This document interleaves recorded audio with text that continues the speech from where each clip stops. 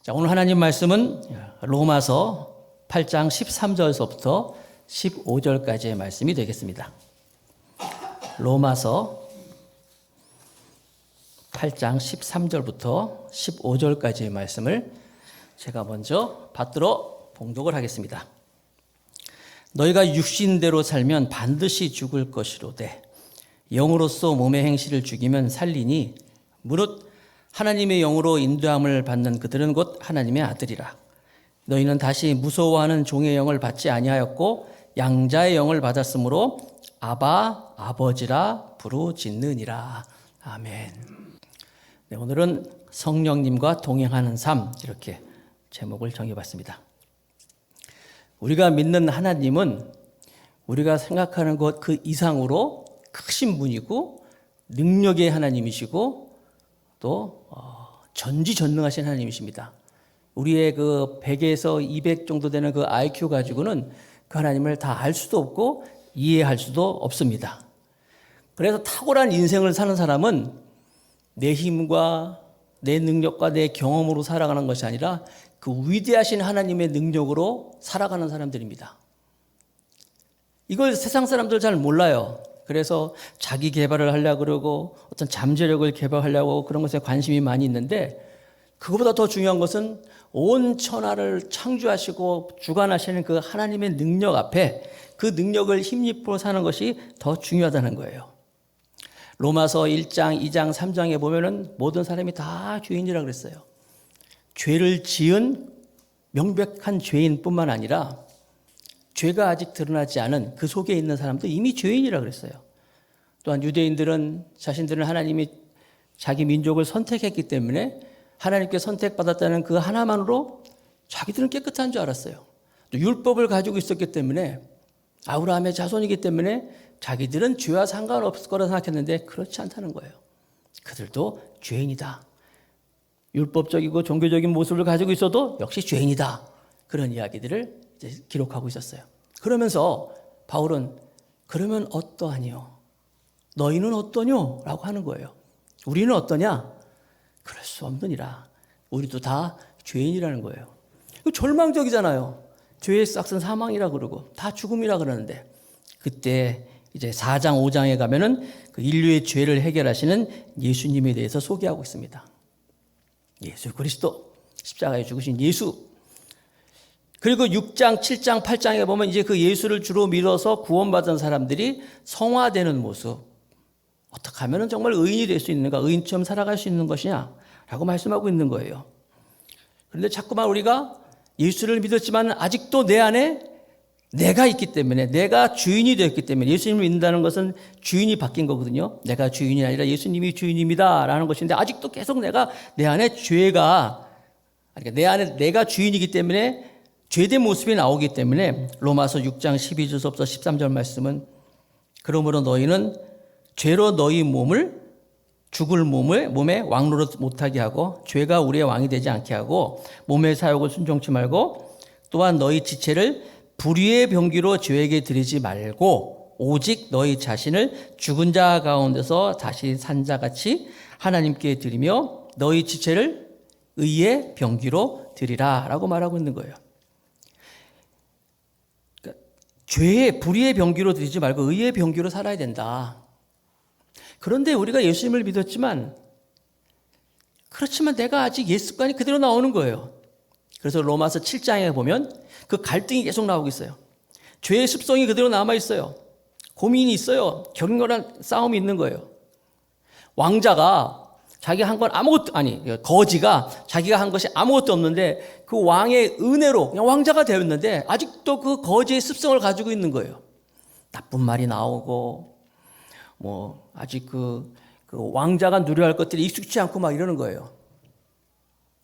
그래서 로마서 7장 14절 15절에 보면 그와 같은 갈등을 우리가 율법은 신령한 줄 알거니와 나는 육신에 속하여 죄 아래 팔렸도다. 나의 행하는 것을 내가 알지 못하노니 곧 원하는 이것은 행하지 아니하고 도리어 미워하는 것을 함이라. 예수님을 믿었어요. 구세주를 영접했는데도 계속 이 죄된 습성이 나와가지고 내가 원하는 것은 하지 못하고 원치 않은 일이 있어가지고 계속 이 갈등이 있다는 거예요.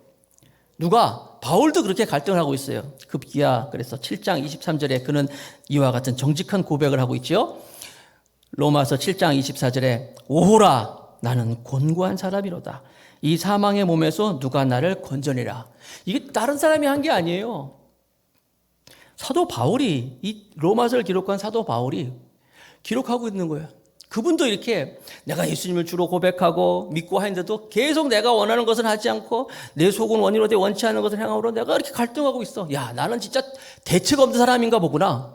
나는 공고한 사람이야. 이 사망의 몸에서 누가 나를 건져내겠냐 하면서 7장을 기록하고 있는 거예요. 그럼 답이 없나요? 사도 바울도 이렇게 고민하는데 그럼 우리 이렇게 고민하다가 갈등하다가 그냥 우린 죽는 사람들인가? 아니라는 거예요.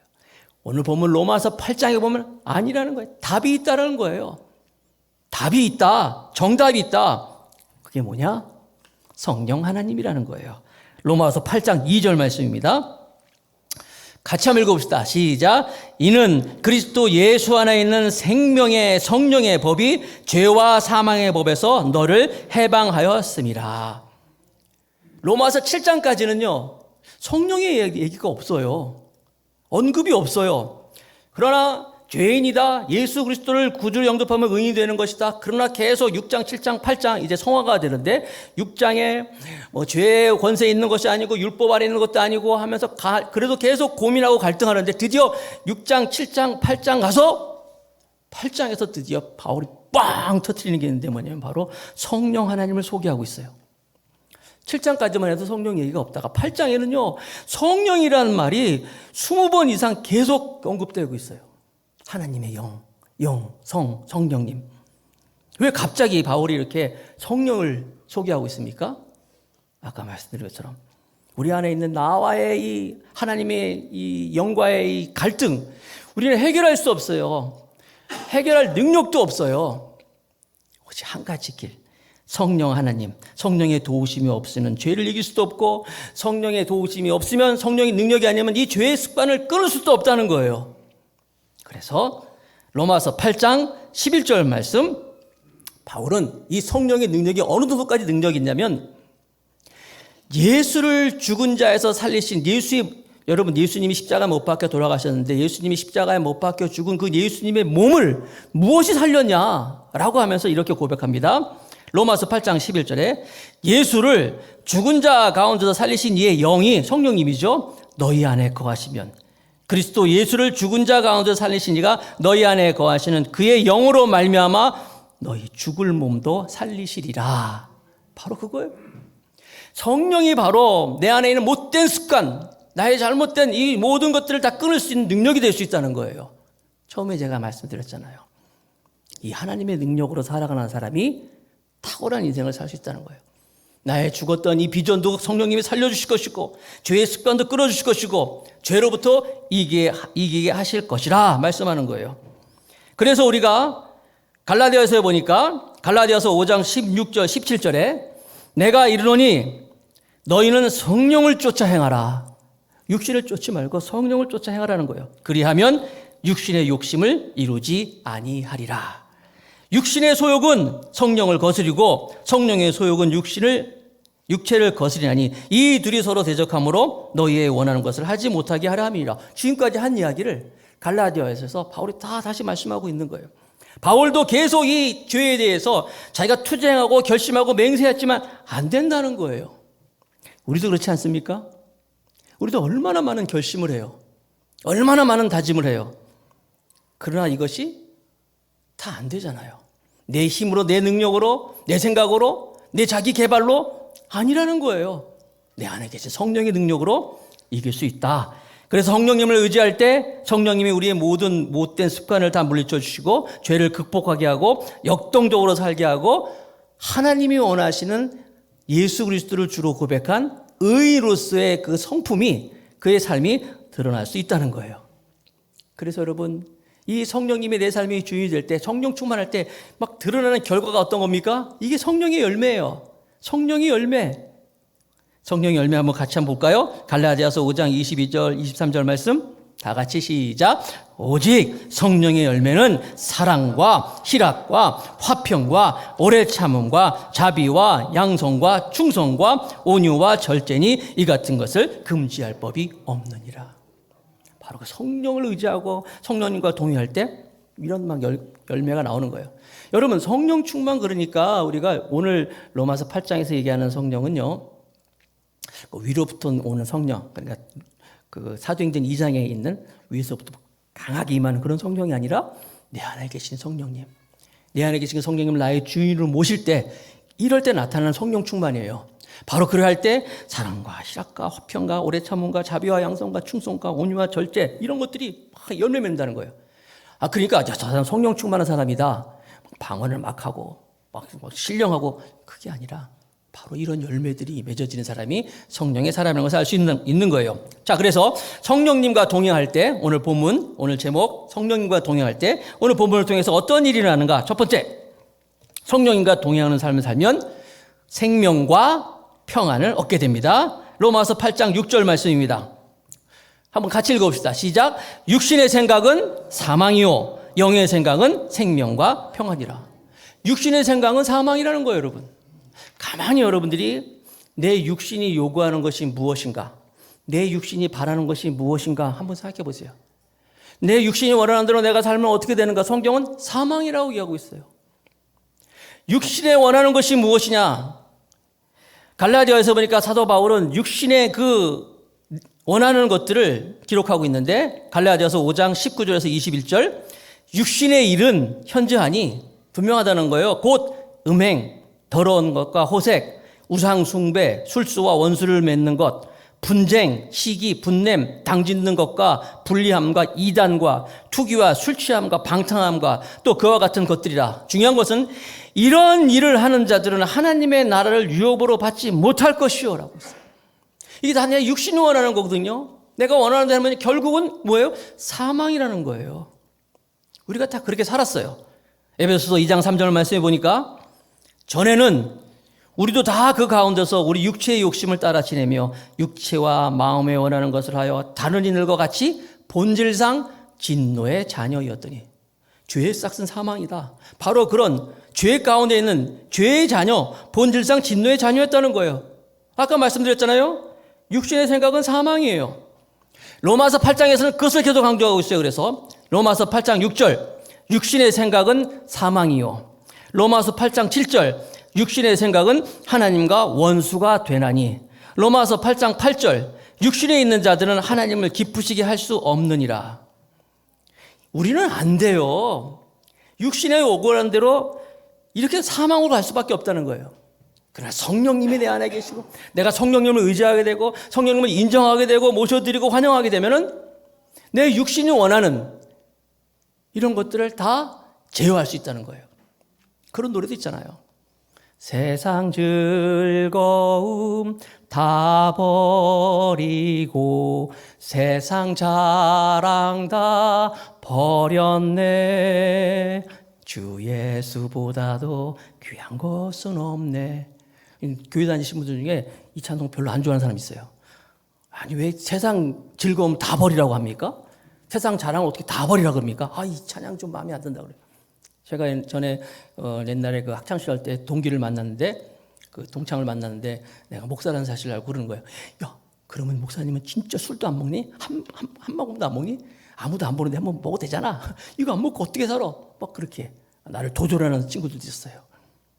여러분, 세상 즐거움, 세상 자랑 다 버릴 수 있는 것, 어떻게 그게 가능합니까? 성령님이 내 삶의 주인이 될 때.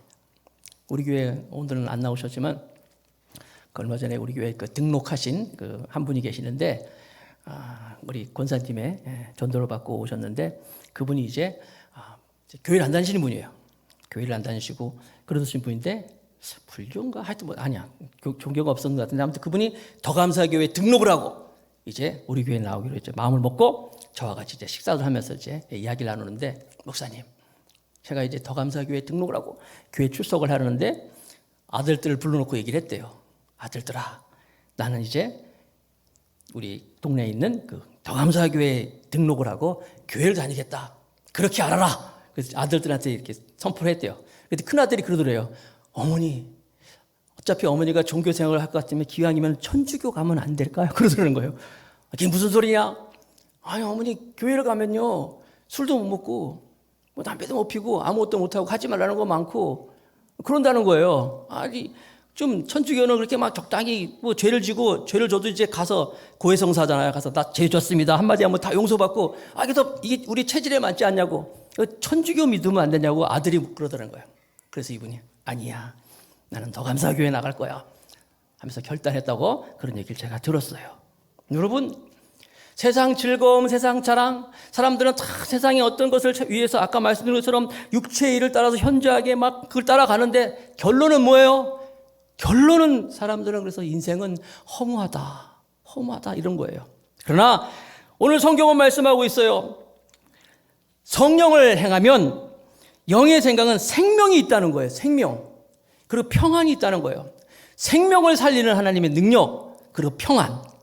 세상이 줄 수 없는, 세상이 알 수 없는 하늘에 속한 평안을 성령 하나님이 허락하신다는 거예요.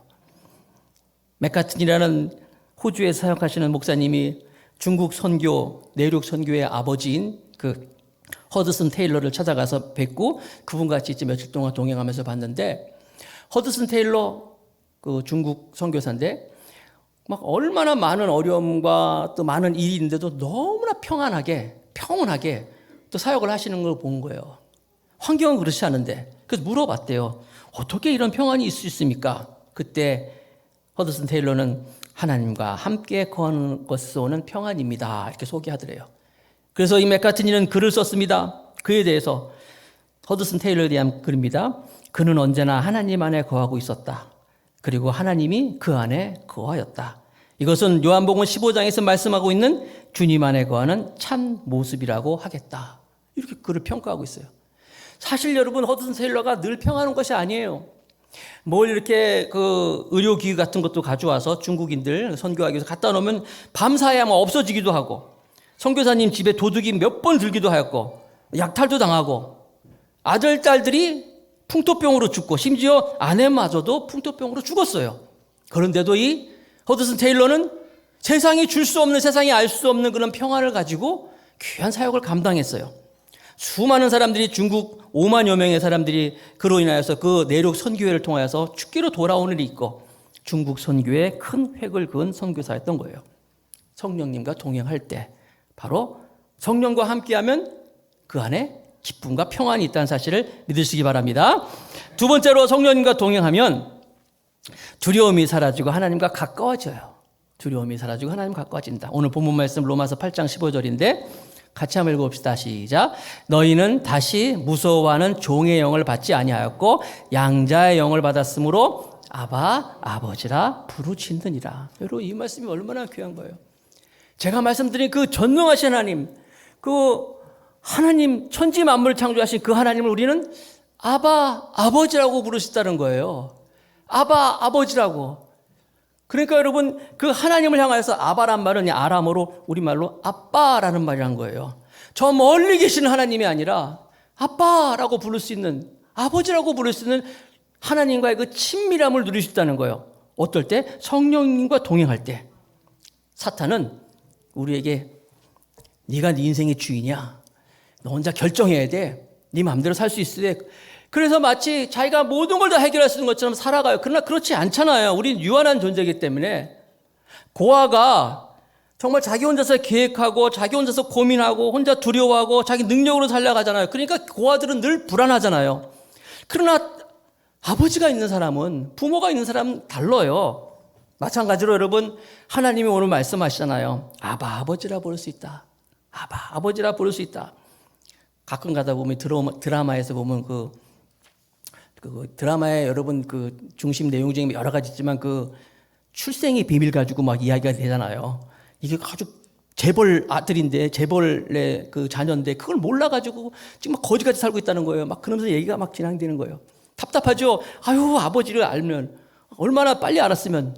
지금 마찬가지예요, 여러분. 하나님을 아바 아버지라 부를 수 있는데 그걸 몰라요.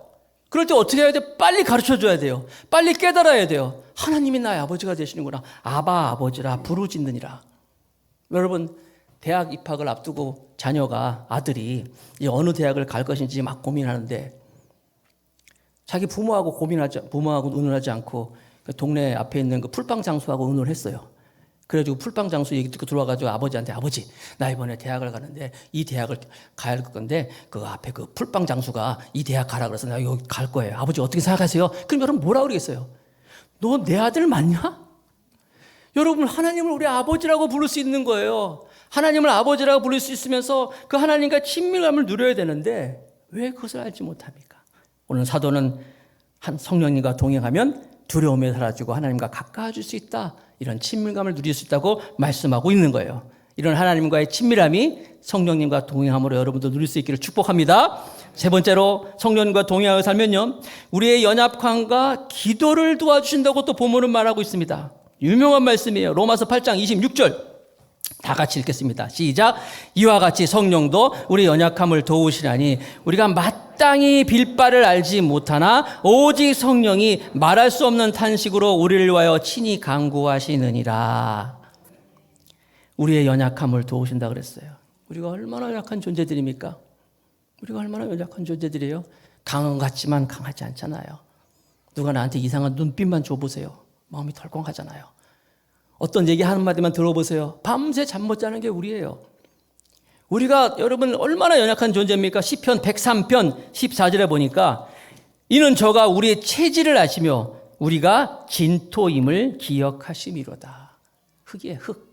사람들이 밟고 다니는 그런 우리예요. 여기서 여러분 우리의 연약함을 도우시냐니 하는데요. 이 연약함, 하나님을 왜 우리가 이렇게 연약하게 만들었을까요? 그러나 사도 바울은 고린도후서 12장 9절 말씀해 보니까 자기의 연약함을 오히려 자랑하고 있어요. 나의 여러 약한 것들에 대하여 자랑하리니 왜? 이는 그리스도의 능력으로 내게 머물게 하려 함이라. 내가 연약하기 때문에 하나님의 능력을 구하고 하나님의 능력이 내 안에 있기 때문에 나는 이 연약함을 자랑한다는 거예요. 사실 그렇잖아요, 여러분. 여러분 언제 기도 많이 합니까? 힘들 때 기도 많이 하잖아요. 언제 때 여러분 새벽 예배 나오고 막 그래요? 우리 특히 부모님들이 가장 뜨겁게 기도할 때가 언제인지 아세요? 애들 20시 앞두고 막 그럴 때냐. 얼마나 뜨겁게 기도하는지 몰라요. 얼마나 하나님께 부르짖는지 몰라요. 왜? 내가 약하기 때문에. 여기서 우리의 연약함을 도우신 하나님, 연약함이라는 것이 헬라어 원어에 보니까 이게 복수로 되어 있어요. 그러니까 우리 한글 성경에는 연약함 하나라고 나와 있지만 이게 사실은 연약함들 복수예요. 연약함이 많다는 거예요. 얼마나 우리가 연약한 것이 많은지 몰라요. 그렇잖아요, 여러분? 우리 그 마음이 얼마나 약해요. 아까 말씀드린 것처럼. 우리의 마음이 조그만 거라도 말이야. 그리고 우리 마음이 얼마나 약한지요. 뭐 한번 결심합니다. 막 올해는 내가 성경 꼭 읽겠다. 창세기 막 읽어요. 출애굽까지는 어떻게 읽어? 레위기 가서 다 덮잖아요, 그냥 막. 그렇잖아요? 내가 꼭 기도하겠다. 내가 올해는 뭐 하겠다. 했습니까? 지금 이제 10월 달. 여러분 연초에 계획한 거 다 하고 있어요? 이게 우리예요. 우리가 이렇게 연약한 존재들이에요. 강한 결심은 강한 절망을 준다. 이런 말도 있잖아요. 우리의 마음이 연약해요. 또 복수라 그랬잖아요. 연약함들이라 했잖아요. 우리 몸이 또 얼마나 연약합니까? 여러분 제가 지금 5학년이잖아요. 5학년. 5학년인데 이 5학년이 되니까 여기저기서 고장 신호가 나오더라고요. 고장 신호가. 사실 이 4학년 중반서부터 눈은 안 보였어, 사실. 4학년 그래가지고 막 눈이 막 안 보이는 거예요. 그래가지고 막 다초 좀 넣고 막. 5학년 중반 되니까 여기저기 고장 신호가 나와요. 아마 6학년 되면 고장 신호가 아니라 실제로 막 고장 날 것 같아요. 7학년 되면 우리 부모님들이 다 7학년, 8학년이고 막 그때는 되면요, 여러분 여기저기가 아니라 토탈이야, 토탈. 다 아프는 것 같아. 우리 부모님은 지금 양가 부모님 다 계셔요. 어머니, 아버지, 장모님, 장인 다 계세요. 그 중에는 90대도 있어요. 90대. 90대니까 여러분. 물론 건강한 분들도 있겠지만 살았으나 살아있는 게 아니에요. 우리의 몸이 얼마나 연약한지 몰라요. 하나님이 우리를 창조할 때 점점점 몸이 막 강하게 만들었으면 얼마나 좋을까요? 점점점 몸이 강해지는 거야 막. 그러다가 하나님의 나라에 딱 가면 얼마나 좋겠어요. 그런데 우리는 나이가 들수록 점점 몸이 약해져요. 이거 하나님이 프로그램을 잘못하신 건가? 계획이 잘못된 건가? 왜 그럴까요? 나이가 들면 점점점 하나님의 나라가 가까운 거예요. 천국이 가까운 거예요. 그런데 여러분 점점점 몸이 좋아지면 하나님을 바라보겠습니까? 그러니까 천국이 가까우니까 약하게 만들어가지고 천국에 대한 소망을 갖게 하려고 하나님이 우리를 약하게 만든 거예요. 제가 1989년도부터 대학부 전도사를 시작했어요. 청년들 앞에서 설교를 한 20-30년 한 것 같아요. 청년들 앞에 놓고 설교하면서 저는 이 부분을 굉장히 강하게 얘기했어요. 청년 여러분, 여러분들 강한 거 아닙니다. 여러분들 몸이 아무리 강하도 인간은 약한 거예요. 그러면서 여러분 중에 몸 아픈 사람, 몸 안 아픈 사람 있어요? 다 아픈 사람 있잖아요. 다 강조했었어요. 한 번은 또 그날도 그렇게 우리의 몸은 다 연약한 겁니다 하면서 아픈 사람 없잖아요. 몸 안 아픈 사람 손 들어보세요 그랬더니 앞에 앉는 청년이 손을 번쩍 드는 거야. 그래서 내가 형제님 진짜 안 아파? 그랬더니 안 아픈데 자기는 아픈데 없대. 너는 기침도 안 해? 너는 무슨 알러지도 없어? 넌 무좀도 없어? 막 그래 손을 얼른 내리더라고요.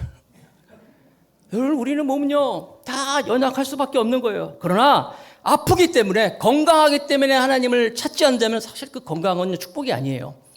약하기 때문에 하나님을 찾고 약하기 때문에 하나님을 더 의지하고 하나님을 부르게 되는 것 어쩌면 그 아픈 것이 축복일 수도 있다는 거예요. 여러분 우리가 몸도 약하고 마음도 약하고 또 남자들 얼마나 또 유혹에 약해요. 우리 남성 동지들 얼마나 유혹에 약해요. 아니 마음만 먹으면 뭐 다 있잖아요. 다. 세상이 그래요. 지난주에 우리 맥잡기 하는데 우리 윤 목사님이 그런 말씀하시는데 저 동의했어요. 앞에 가는데 이쁜 여자가 앞에 있어요. 볼 수 있어요. 그런데 뭐가 죄라 그랬어요? 괜히 쳐다보고 백밀러로 보고 막 이거 죄라 그랬잖아요. 그 차이라고. 얼마나 우리가 유혹이 많아요. 여성들은 유혹이 없나요? 쇼핑 유혹 있잖아요. 그냥 막 백화점 쇼핑 무슨 바겐세일 그러고 그냥 자다가도 벌떡 일어나고 아프다고도 막 가잖아요. 가서 보면 얼마나 보암직도 하고 먹음직스럽고 탐스러운 것들이 얼마나 많이 있어요. 다 우린 약한 존재라는 거예요. 다 연약해요. 여기서 너의 연약함을 돕는다는 말이 헬라어로 순 안티 람바노 마이라는 말이에요. 이 말이 얼마나 약한 것에 대해서 성령이 도우시는 것을 강조하기 위해서 세 단어가 이렇게 합쳐진 말이에요. 세 단어인데 첫 번째 단어는 순이라는 단어. 순은 함께 이렇게 같이 있는 거. 그다음에 두 번째 안티라는 말. 안티 말 알죠? 안티. 이쪽 완전히 안티니 하는 거. 건너편. 뭐 이렇게 이렇게 뭐라 그럴까요? 맞은편 뭐 이런 뜻을 가지고 있는데 그다음에 람바노 마이라는 말인데 붙잡고 짐을 싣고 가볍게 한다는 뜻. 그러니까 이것을요, 내가 의역을 해가지고 쉽게 설명해 드릴게요. 이 말은 성령님이 우리를 도우신다는 말인데, 순 안티 남바노 마이란 말은 성령님이 늘 우리 곁에 계시면서 우리가 어려움을 당할 때, 우리가 힘들 때, 우리를 들어서 안전한 곳으로 도와주신다. 이게 순 안티 남바노 마이란 뜻이에요. 마치 우리가 길을 걷는데 큰 바위가 앞을 딱 막고 있어. 큰 나무가 앞을 가로막고 있어. 도무지 발을 뗄 수 없는 거예요. 나갈 수 없는 거예요. 그럴 때 누군가 와서 그걸 싹 치워준다든지 나를 딱 들어준다든지 이게 순 안티 람바노 마이란 뜻이에요. 성령이 우리를 그렇게 한다는 거예요. 여러분 우리가 인생을 살다 보면 얼마나 어려울 때가 많이 있습니까? 앞에 정말 큰 홍해가 딱 가로막을 때가 있잖아요. 도무지 길이 안 보여요. 견고한 여리고성이 꿈쩍 않는 여리고성이 버티고 있잖아요. 때로는 그 여리고성이 어떤 관계일 수도 있어요. 시아버지나 시어머니나 아니면 또 며느리일 수도 있고 요즘 최근에는 정말 어떻게 할 수 못하는 이 자식 이것도 다 이 견고한 여리고성이 될 수 있어요. 때로는 골리앗과 같은 큰 장군이 우리 앞에서 소리를 지릅니다. 여러분 그 골리앗과 다윗의 이야기 나온 것처럼 골리앗이 유대인들을 협박하잖아요. 야 이 유대인들아 하면서 막 10원짜리 20원짜리 막 하잖아요. 때로는 여러분 우리가 인생을 살다 보면 골리앗이 우리에게 외칠 때가 있어요. 얼마나 그런 이야기를 들으면 가슴이 철렁할지 몰라요. 사업에 어려움이 있고 당신 암이야. 골리앗이 외침입니다. 자녀가 어느 날 갑자기 결혼 생활 그만하겠다고 얘기합니다. 골리앗이 우리한테 외치는 거예요. 가슴이 철렁하잖아요. 그때 우리가 어떡합니까? 소난티 람바노 마이 성령님 우리를 들어서 안전한 곳으로 보호해준다는 거예요. 이렇게 우리를 도와준다는 거예요. 그런데 이 도와준다는 이 말은 또 현재형이에요. 현재형. 나중이 아니라 내가 언젠가 이게 아니에요. 지금 도와주겠다는 거예요. 나는 이 하나님의 이 성령님의 도우심이 여러분의 삶 가운데 있기를 주님의 이름으로 축복합니다.